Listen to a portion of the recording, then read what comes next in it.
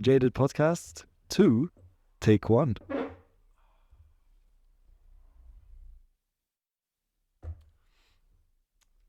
Testing, testing, one, two, fucking three. Welcome to the JadEd podcast. My name is Jad. My name is Ed. We are your hosts for today, and we have something for you. We, the people, are fucking fed up. Yes. So the theme of today's podcast is going to be we the people and how we as citizens are being controlled by big organizations that are either elected or not elected into power, and how they want to try and micromanage our lives. Yeah, we've got a couple of examples for you.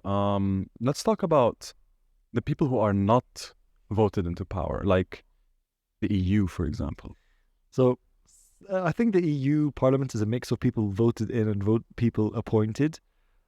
So you do have this weird dynamic of, well, you're trying to control a lot of the aspects of the lives of European citizens when they didn't ask for it.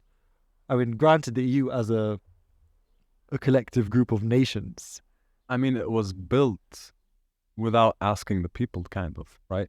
It's kind of like a post World War II thing, right? After the fucking Cold War and all of that, they did the European Union so that they don't, have more wars. Well, yeah, that was probably one of the reasons for the EU, but they also had economic incentives for the free movement of people, easy trade. And I like these things.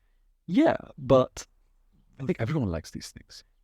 Don't you no, think? I agree, but you're not asking. You're getting something you didn't ask for. It's like being born in a certain part of the world and being unable to travel. It's just some countries are more organized than others, and if you want to look at the whole world as an example, the only places where you have free movement of people is mainly the Western world, and then any third world country has much harder for their people to move about. Take Lebanon, for example. If you have 30 something visa-free destinations. We're the worst. We have the worst passport. One of the worst Ever. in the world. Bottom 10, I think Yeah. it is. I think the worst is like the Republic of Korea or something. Oh, sorry, not the Republic of the People's Republic of Korea, otherwise known as North Korea. Yeah. So, but that's not fair. Like, you're born into a world where you just can't leave whenever you want to. Well, technically you can, but you have to work hard for it. You can leave, but there's so many barriers in place, right? And all of these are, you can call them imagined organizations as well, because in reality, if you look out in nature, trees are real, but companies are not real. Well, they are. They have a building. They have a bunch of employees. They're like 1,000 people, maybe. Oh, well, it's a concept. A company is a concept. Like a nationality is a concept. Like borders are imaginary. That's true. So They are imaginary lines, kind of. exactly. So what's to say that a company's jurisdiction over a certain area is not imaginary as well?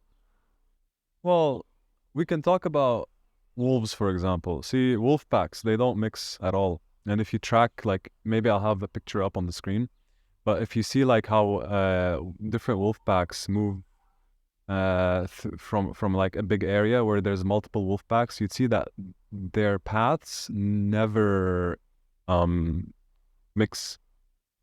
They never meet, right? So they each keep to their own territory. Well, okay. So do you think that is also applicable in human nature, where I'm just giving an example of how like it happens in nature. But no, for humans, I think we're smarter than wolves, and we can, most of us are, yeah. we have language and that we can actually communicate with each other. You can speak with someone from, halfway across the world, and it wouldn't be a problem. So no, I don't think we should have borders. But the problem is, are we ready for no borders? I don't think so, because you've got a lot of these countries like, close to us here, that want to, just behead you for having the wrong opinions and such. And like, what do you do with these people? Do you just let them go into the West? You're like, oh yeah, free movement for everybody. Like, no, like there are some people that need to be caged somewhere. Okay, for context, viewers, we are shooting this podcast in Lebanon right now. And when he says in the region, we are talking about the Middle East and surrounding areas, including North Africa in some cases. It's a very unstable land here. Yeah. Very cursed land. Yes. So the thing is, I considered the Arab world as the meeting point of Western society and third world countries. Lebanon is Well- the meeting point, I think, Okay. in my opinion, because when we live here, it's kind of westernized. I mean, look at us. We're dressed like, we're westernized kind of, right? Yes. But that's only here. In most of the Arab countries, it's not the case. Most people don't even speak English. So that's the Arabian Peninsula. So that would be Saudi Arabia, Oman, Yemen, that area. Yeah, they're not English friendly. I don't think, at least. Here we speak 3 languages, and you either meet someone that speaks French or you meet someone that speaks English. True. Either or, almost all the time. So would Lebanon then be more similar to, in that regard, to the countries of Switzerland? I mean, we were considered Switzerland of the East. Well, Oh yeah, this was 70 years ago. and Paris of the. We like to name. We like to call. We like to. We're prideful of our country. It's disgusting. You're proud of your country, and it's disgusting. Well, moving on from from being proud of your disgusting country, Yes. and going back to organizations and which organizations are controlling us.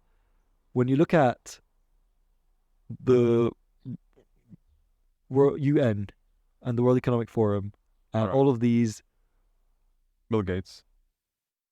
Bill Gates, okay, what are they doing? So they're literally trying to impose a certain agenda. Okay, Carbon emissions. They want to reduce the carbon footprint, which is you and me. yeah. So let's start with that, and then we'll move on to diet and other things that are relevant. But with the carbon emissions and recycling and plastic waste in the ocean, well, it's not the consumer that's doing the most harm. It's No. the industrialization of these, of China. everything. Well, it's not necessarily China in some things, yes. No. I'm gonna stop you there for a second, and I'm sorry about that. But with China, I mean, it's the leading country in CO2 emissions. Okay. Right. And yeah, we have all of these rules being imposed on us, like we shouldn't burn so much fuel, we shouldn't blah blah blah, all of these things. Yeah, we're not even the primary source of shit weather. When you say we, do you mean us as citizens, or do you mean we as a specific country?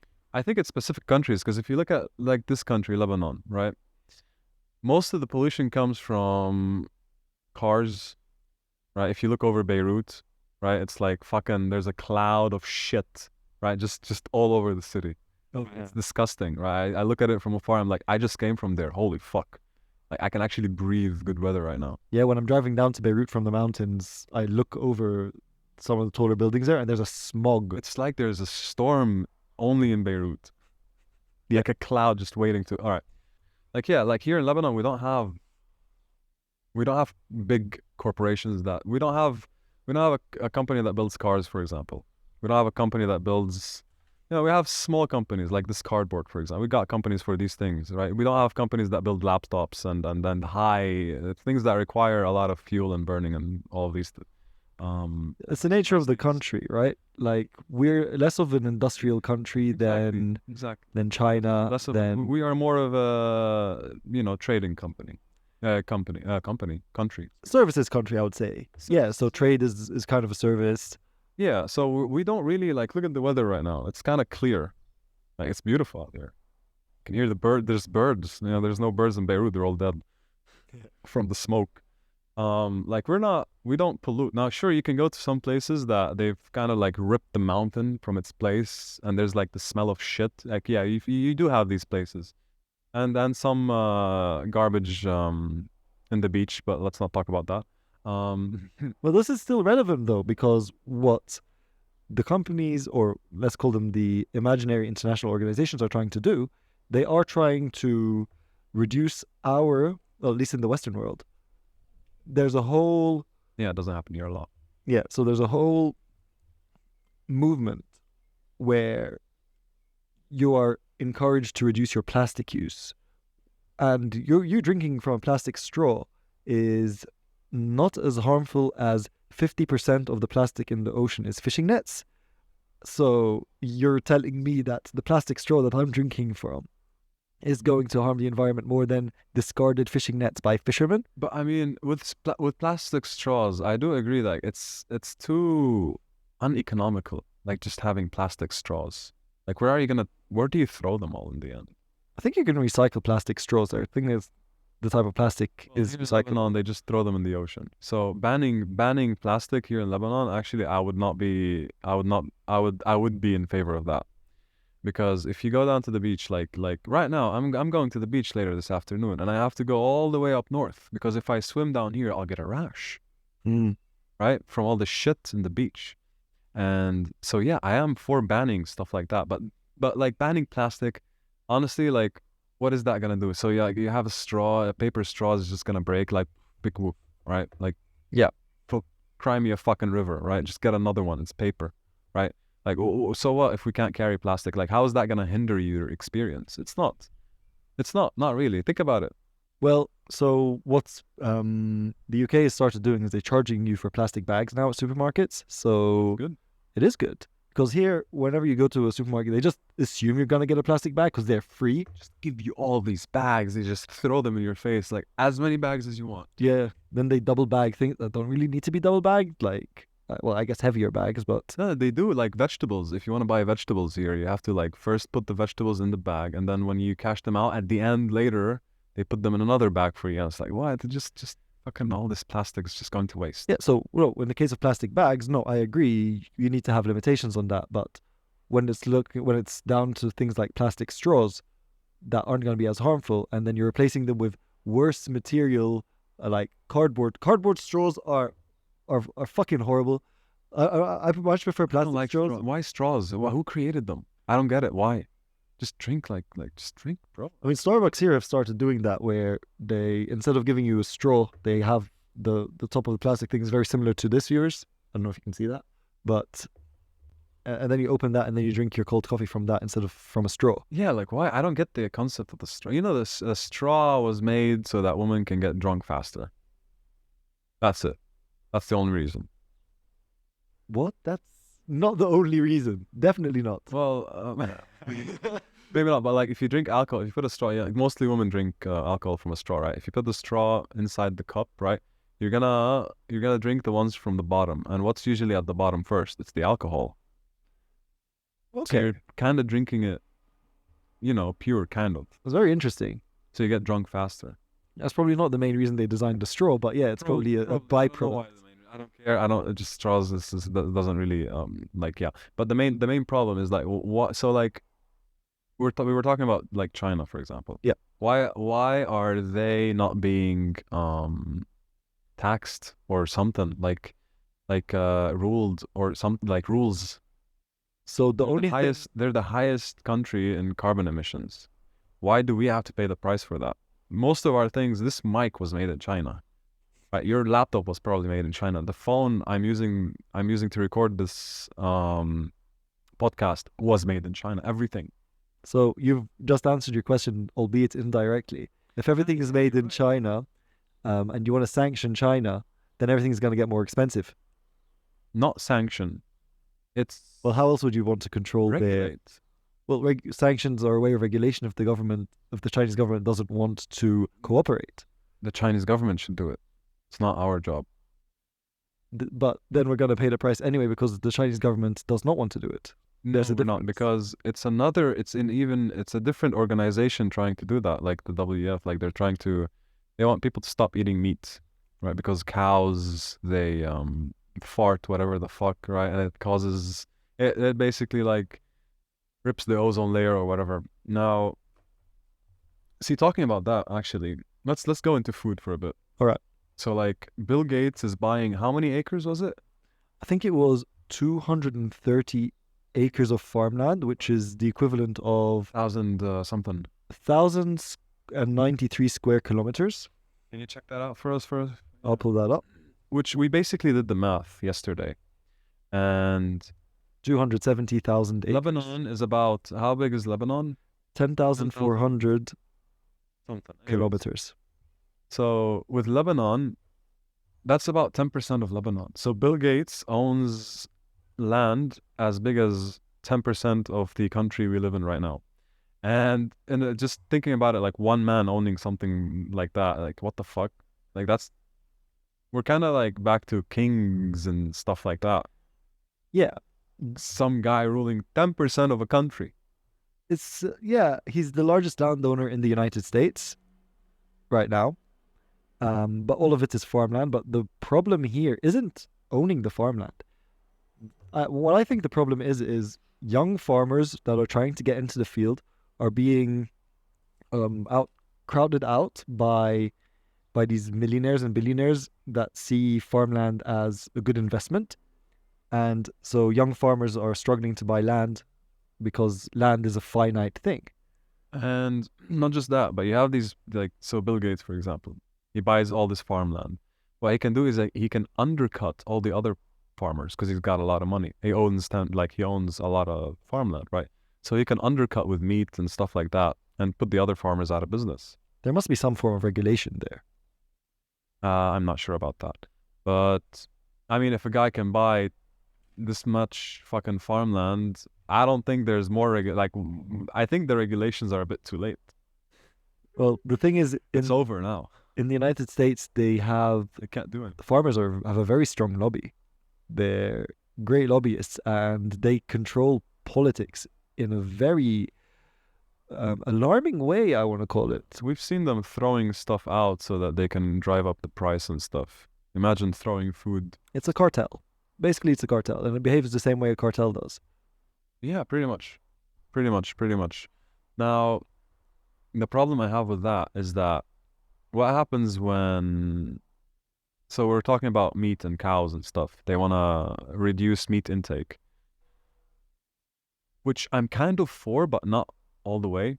So I think I've read it somewhere that the human body needs about 200 to 300 grams of meat per week.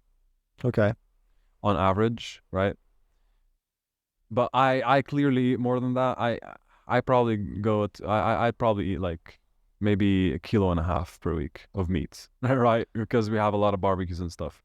That's 200 grams a day? That's too much. Well, no, it's usually like in one session. But that's bad actually. You shouldn't do that. No, I shouldn't be eating that much. That's fine. But I also don't think that we should be eating bugs, because now maybe you're for it and you like the experience or whatever. But hey man, I just don't want to eat bugs. So I don't want you to force me to do that. And if someone forces me to eat bugs, I'm going to have a problem. There's going to be a problem. Okay. So on the bug topic, I think that bugs are an untapped source of food for, let's call them struggling nations or nations with unstable food security. They already eat bugs and stuff. No, and it's also a cultural thing. That was going to be my second point. It's because they're poor. Not necessarily. I mean, probably historically poor, but for example, in, I forgot which East Asian country it was. Actually, now that I think about it, what if it's because they have a lot of people, they can't feed everyone, so they just have to use other resources? Like, China's what? How many? It's like 1.5, 1.6, 2 billion or something, right? Yeah. So how are you going to feed all these people? Some people eat meat and others eat the dirt. They eat rice and...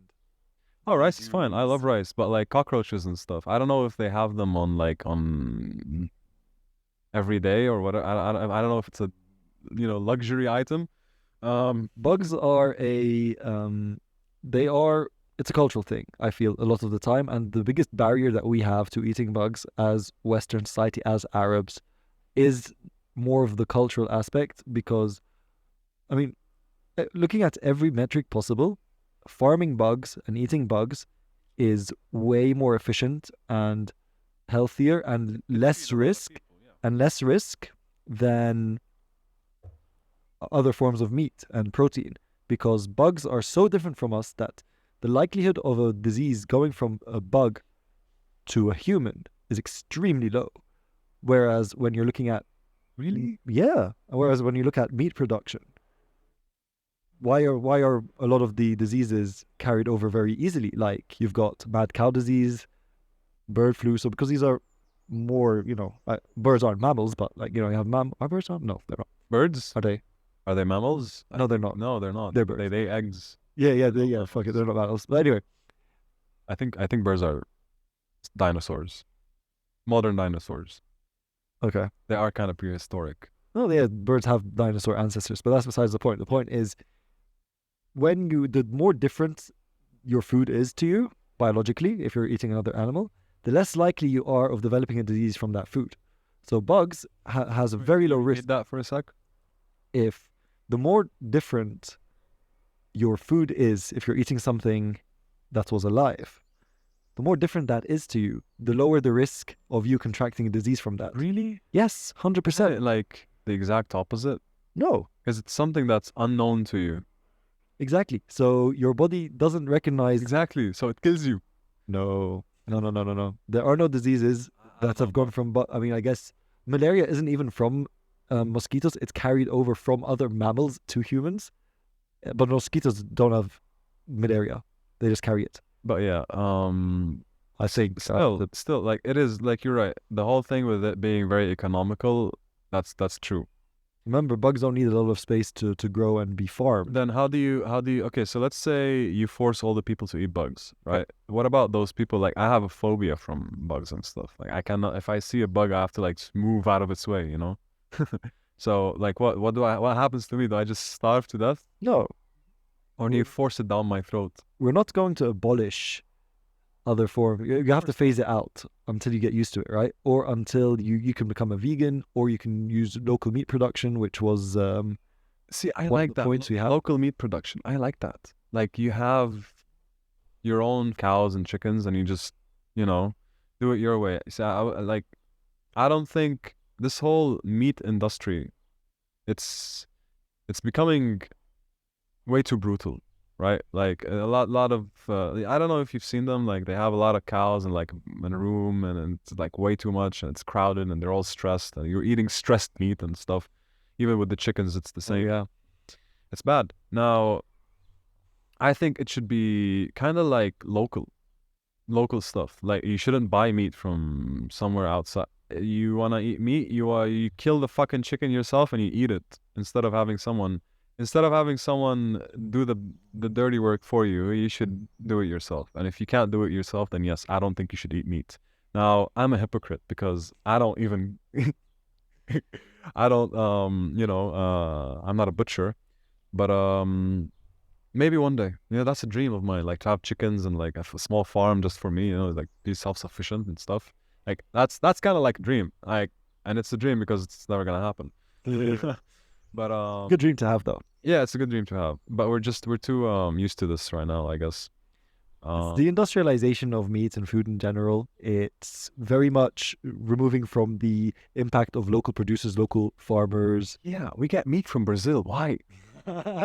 All across the world, we get meat. Why? Why should it have to be shipped on a plane? See, that's the carbon emissions. And maybe, you know what? Maybe it's the people's fault. Like, people want meat from Brazil. So it's like, yeah, ship it over.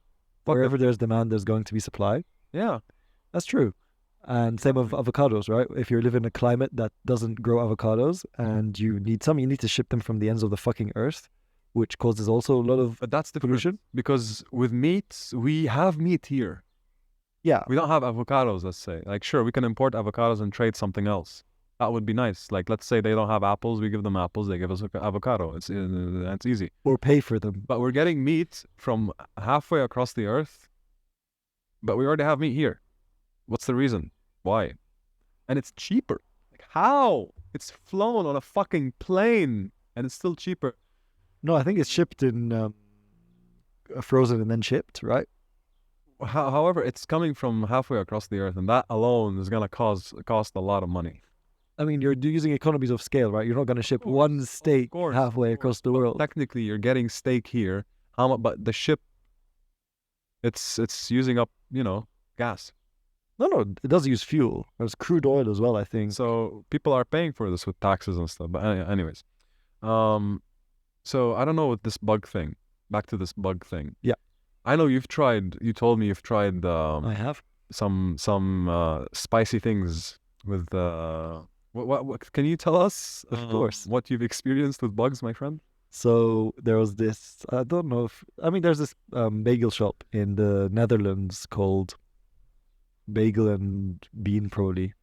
And they had a special bagel called the Bugs Bagel. So it was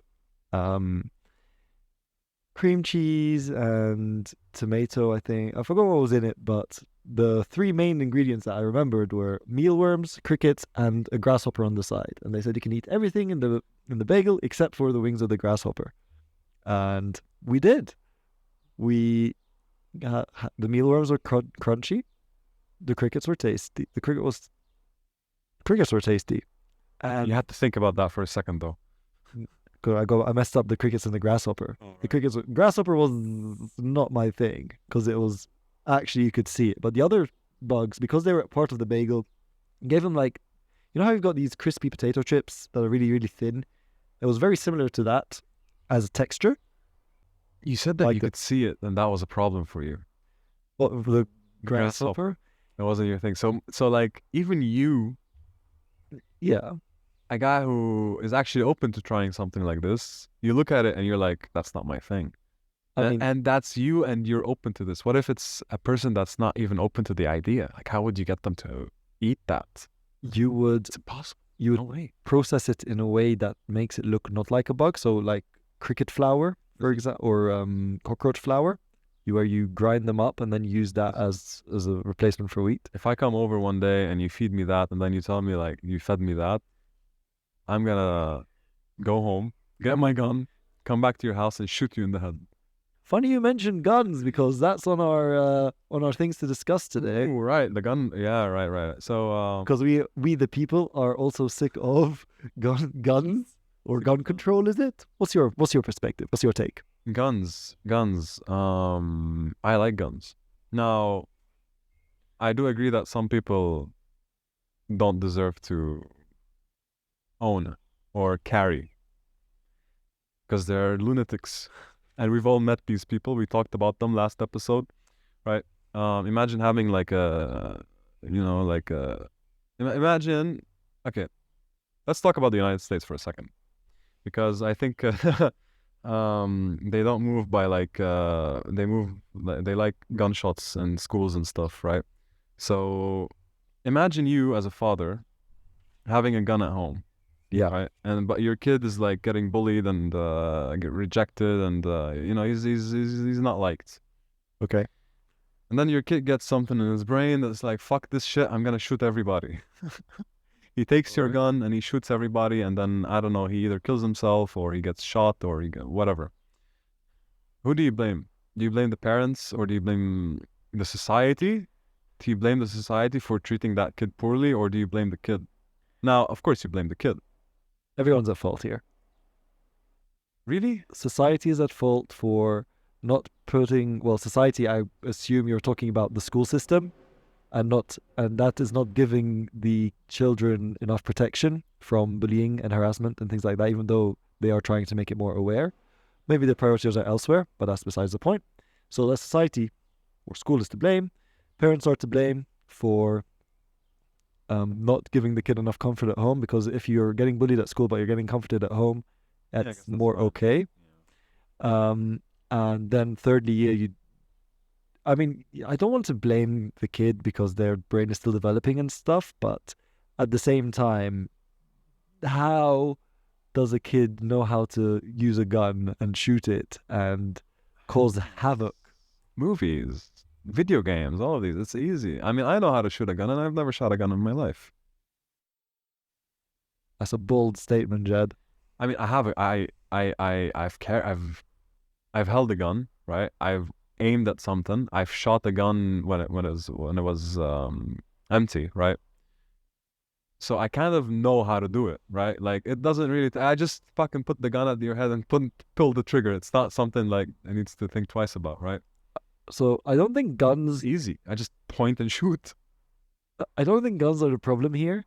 The problem Of course not. is the problem is automatic rifles. I think if you want to buy a handgun for personal protection, that's fine. But if you want to buy an automatic rifle for personal protection, I think you're going a little bit overboard.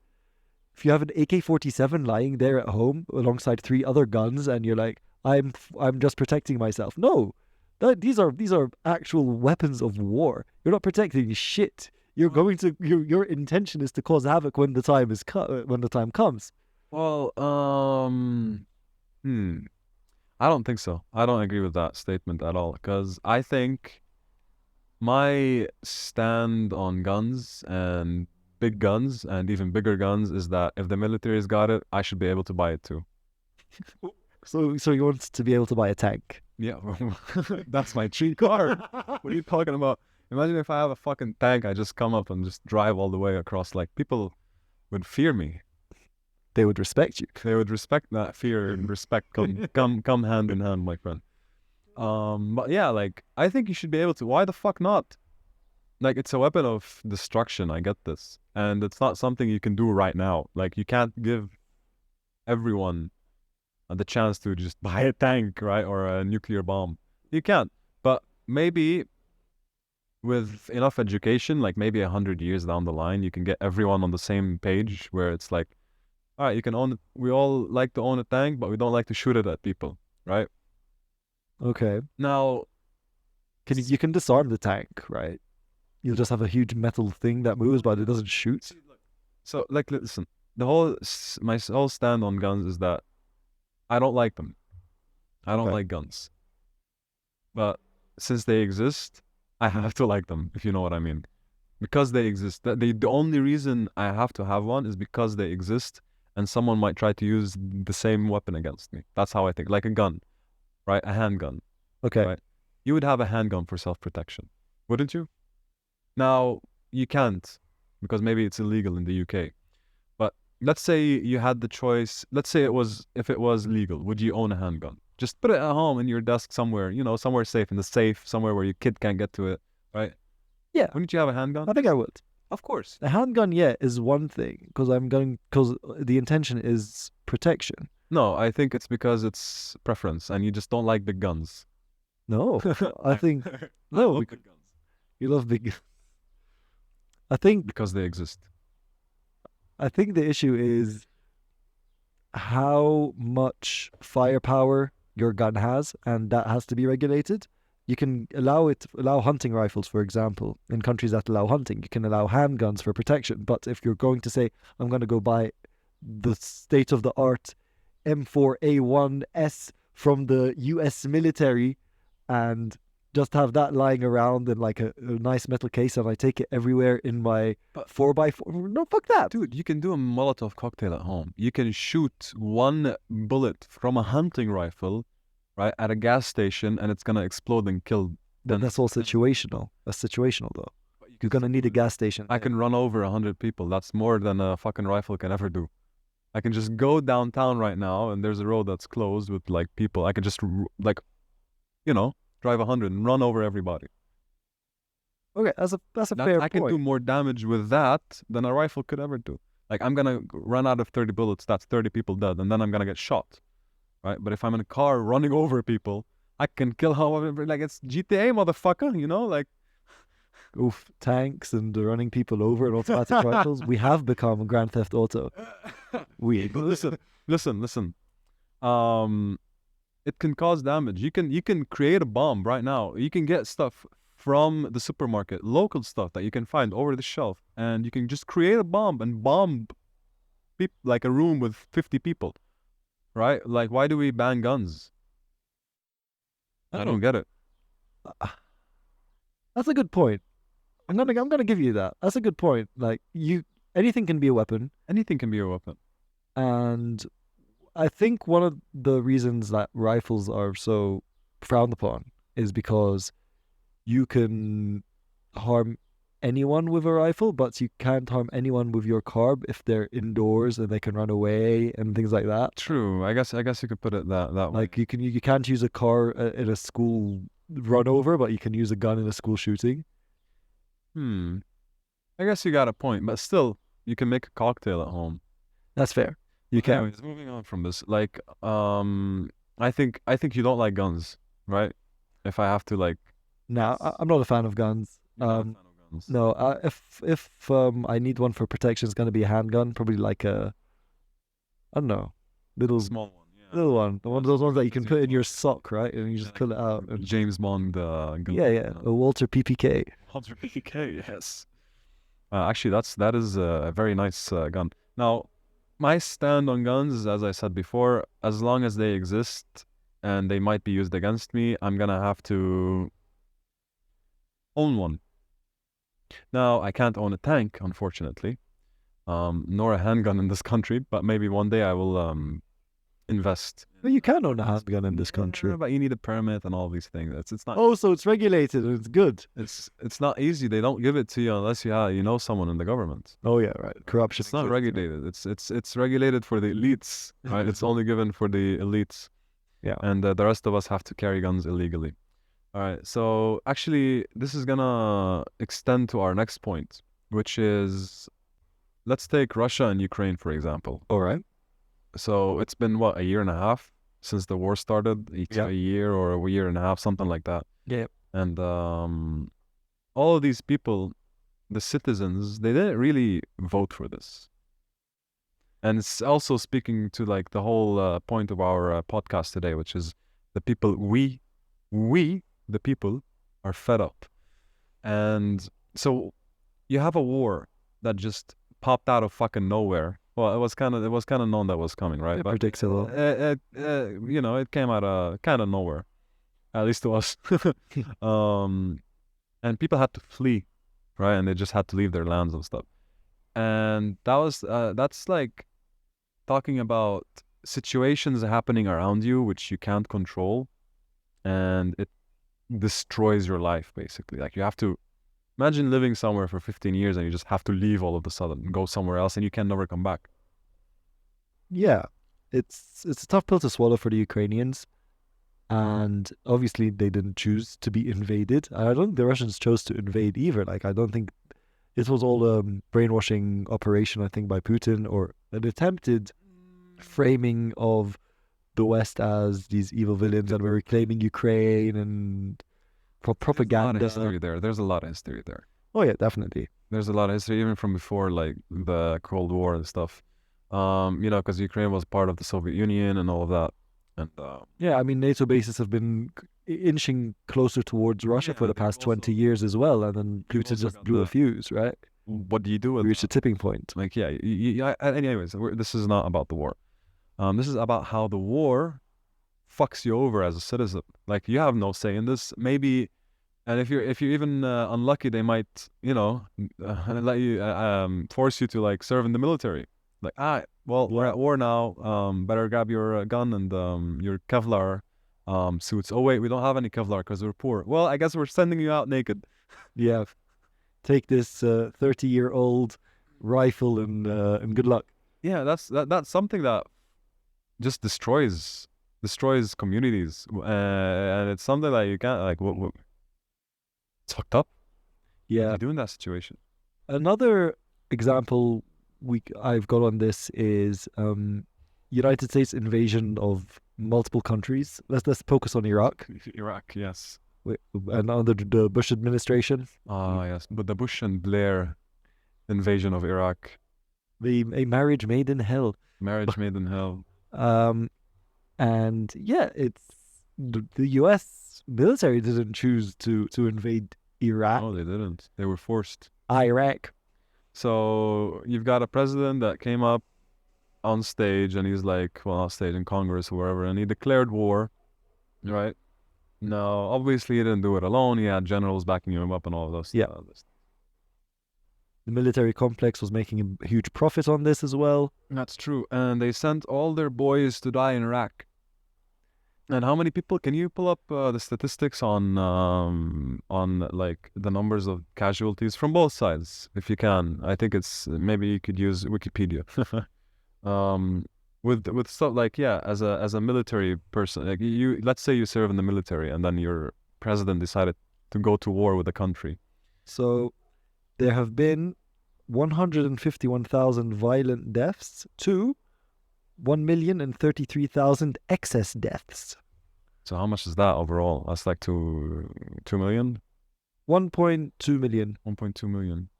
Oh, well, this ranging from. Yeah. So, So it's about 1 million people died in that war. yeah, that's the top end, would be a million. The middle survey said 6 million violent, sorry, 600,000 violent deaths. And for another survey said 460,000 violent deaths in Iraq. So that's probably the range that we're talking about, maybe 4, 5, 600,000. Like, holy fuck. Holy fuck, indeed. And then we had the war in Syria, with all the nations joining hand in hand to fight together and against each other in Syria. That was also a war that's actually extended and made our lives difficult over here in Lebanon as well, because when ISIS were bombing in Syria, they were bombing places here as well. Yeah, and now there was a huge influx of Syrian refugees into the country that really can't sustain it as well. And now it's like, what is it? 20% of the population is Syrian refugees. Here. It's not just here. It's even in Europe. They took a lot of Syrian refugees, and they took a lot of economic refugees from North Africa and stuff. Oh, yeah. Countries. And they just come right in, come right in. The floodgates are open, and then come and vote for. But make sure you vote for us. You don't have a say in these things. You don't, viewers. And I think there's one more point that we need to cover, which is a bit of a brighter point now that we've talked about war and guns, and which is the right to repair I love this topic. your own technology. So let me start with this. Go for it. So I like phones a lot, right? I just recently got a new phone, which I'm actually taking this podcast on. But in my quest to find the right phone for me, because I'm not a rich person. I can't be like tech people, carrying 2 phones all the time. I just can't do that. I don't have the money. So I have to choose one phone that's gonna last me as long as it's gonna last. That's how I like. So my last phone lasted for 6 years. And just yesterday, I stopped over it with my car, unfortunately, by mistake. So let's not talk about that. And in making my decision, I was looking at the phones that are the easiest to repair, right? And I don't care about like price, because price will go down eventually. I'm talking about the easiness. Can I repair this phone myself? Can I just go somewhere and like, hey, I have this phone. Do you have a battery for this phone? Yes? All right. Give me the tools and I'll change it myself. Can I do that or not? And because that was the preference that I wanted to go for, easy to repair, I didn't go with an iPhone. because they made it difficult for third-party programs to repair your phone. All right, so if you slap a battery that's not from Apple, if you change it yourself, it's gonna you're gonna open the phone and it's gonna say, hey, you got a third-party battery, and it's probably not gonna function properly, right? It's not gonna work the way it's intended to work. Yeah. And now you've got companies that are straight up refusing. They're like saying, hey, don't unscrew the phone and open it up, right? And you've got companies like Google, which are actually giving you instructions on how to open your phone and fix it yourself. And you've got this war between these two. Well, it's not, I can't really say between these two customers. It's mostly a war between the people that make these phones, and not just phones, that's with everything as well. The right to repair extends to everything, but I'm just giving an example about smartphones. It extends between, it's a war between the consumer and the organizations and the companies selling us these phones. Because what that's doing is you're forced to fix your phone at these companies. So it's kind of like a money grab. Apple applications are set in stone, and it's very hard to develop programs for Mac, or is a whole different way of doing that. And if you're looking at the whole Apple organization, all of their technology and stuff is going to be closer to them because they're trying to maximize profits, whereas They don't outsource, you mean? Yeah. They create everything and they fix everything. yes, They do that. But that's a problem for people like us in Lebanon. There's no retail Apple store that's available in this country. We have to fix everything third. Either you fix it third party or you get a new phone. I recently replaced the battery in my Samsung Galaxy S10e, which is a small former flagship phone, and it cost me £28 Mini to flagship. mini flagship. And it cost me £20 for the whole kit, and I repaired it myself. And now the battery's, I'm not going to say perfect, but it's better than it was. All right. Well, I mean, it fixed you up for the next 2 years. At least 2 years, and Yeah. then in 2 years I'll pay another £20 and Or do it again. Just change your fucking phone, man. It's in 2 years. It's gonna be too long. We'll see. We'll see. Hopefully my phone. Yeah. Well, these they should just be illegal. Like, for example, right now we have the same mics, me and you, right? Yes. Now, I don't believe there's any restrictions for me to just get a fucking screwdriver or whatever the fuck and just take this apart and fix it myself or whatever, right? Nothing is gonna happen. There's no software in it that's gonna tell me, hey, you can't do that, or it's the wrong piece. It's just not gonna work if I put it wrong. And that's the way it should be. Like let's say your mouse breaks, you just get a screw and you just fix it yourself. But companies don't want you to do that. They want you to pay extra money for that. And what's your stand on that? Like, I'm pretty sure everyone agrees that you can repair things yourself. Now, having said that, you do have problems such as, like, let's say smartphone batteries. Yeah. There is a problem where if you rupture the battery by mistake, it could blow in your face. Yes. And that's something people should, if you're changing your phone battery, you should be careful of that. It could blow in your face, so make sure you're very gentle if you're removing the Follow battery. instructions on YouTube, audience. Yeah, just make sure you watch a couple of videos before you make your decision, before you do it yourself.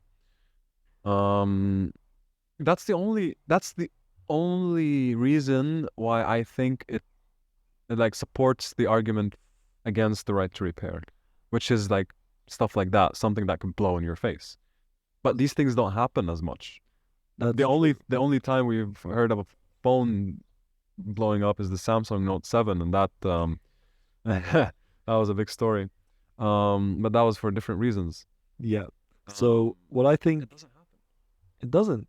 And I'm an advocate of, if you own something, you should know how to at least fix basic things about it. Yeah. I'm not telling you go become a tech wizard and fix your laptop if the GPU fries, but your car. People don't know how to replace their fucking tire. They need help.